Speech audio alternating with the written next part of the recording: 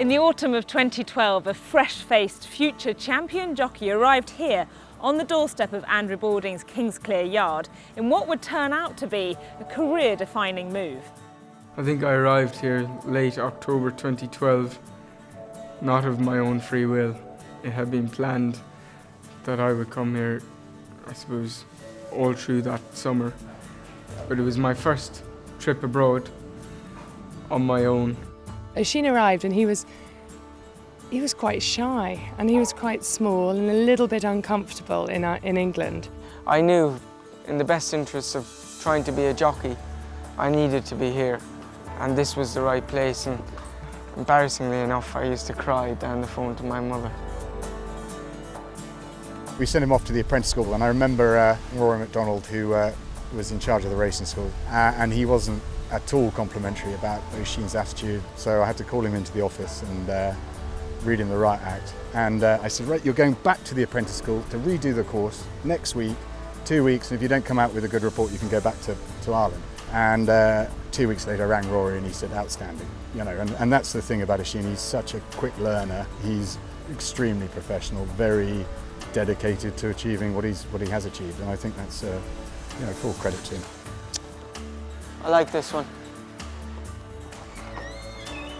If we look up at the wall, Annalisa or Andrew have very kindly put this picture up to remind me of probably my first big day.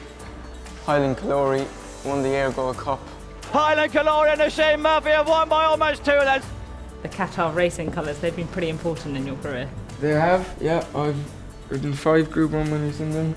I knew that Andrew Balding had this great young talent, but it was when he rode the winners at Ayr that day when he won the Ayr Gold Cup that I really sat up and took notice. And we were all about trying to bring on and nurture young talents with Qatar racing, so he became a very obvious target. 2018, do you class that as your real breakthrough year with the 9 Group 1 wins? At the beginning of the season it didn't really happen, and amazing the way it turned around, because Roaring Lion, he won 4 Group 1s. Roaring Lion near side, the Lion roars at Sandown. Lightning Spear won 1. Lightning Spear and Oisin Murphy get through and have won.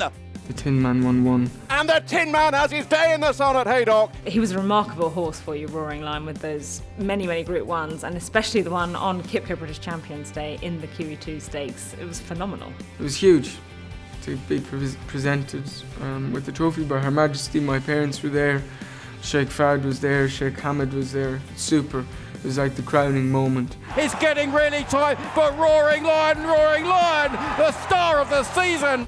It was amazing. I don't think that feeling can be replicated again. And it was great that Oisin was on the horse to do it. It was the biggest stage, it was the biggest race. I think it would have been one of his biggest rides of his career. And he was absolutely perfect. And so after that amazing year with your 9 Group 1 wins, did you think, right, next year is going to be the year that I'm going to be crowned champion jockey? I tried last year as well. I just wasn't good enough. Sylvester was away and gone very early. Yeah, I've been really pleased. I've been lucky though. I've ridden for so many trainers and so many different owners who really got behind me. Under Oisin Murphy, and Deirdre for Japan wins the Nassau.